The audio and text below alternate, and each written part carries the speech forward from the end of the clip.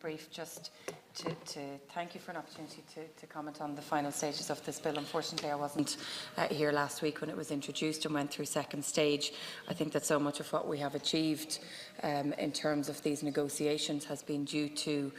the absolute support of our Member State and colleagues within the European Union, and so I didn't think it was appropriate to cancel my visit to meet with foreign and European ministers in Lithuania and Latvia, and to reassure colleagues that support from the Nordic, Baltic and every other Member State is still as strong as it was 2.5 years ago when this process started. I regret that we're here discussing this very legislation. In saying that, I want to thank all of the deputies, as has the Taoiseach and many others, for their support and cooperation. I think what we've clearly shown is, as a Parliament, that while we might have our differences and political differences and outlooks and opinions, we can come together to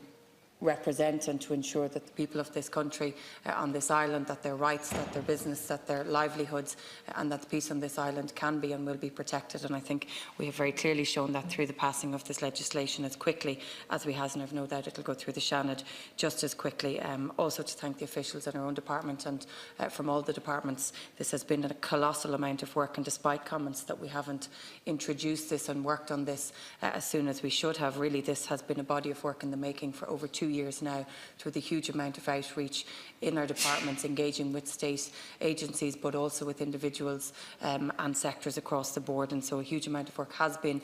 going into this for some time now, but I think it would have been premature to introduce this before this stage, because our primary focus has always been to ensure that we have an orderly withdrawal of the UK from the European Union, and that remains our focus. Just to finally, I say, I think as the Taoiseach rightly said when we introduced this piece of legislation, it is one piece of legislation that for the most part we hope will sit on the shelf and that we never have to use. But irrespective of that, and irrespective of the outcome of the next couple of weeks and whether or not we have a deal, which of course we hope we will, Brexit means change. The UK will become a third party or a third country, whether that's in terms of trade or customs or otherwise. And so it's incumbent on us and everybody to look at how it might impact on their lives, their business, their livelihoods, their industries, and that information is available, supports are available and funding is available too. So for those who haven't engaged at this stage, just to again reassure them the support, the information and the funding is there, and we as a government will continue to work with them to make sure that they are impacted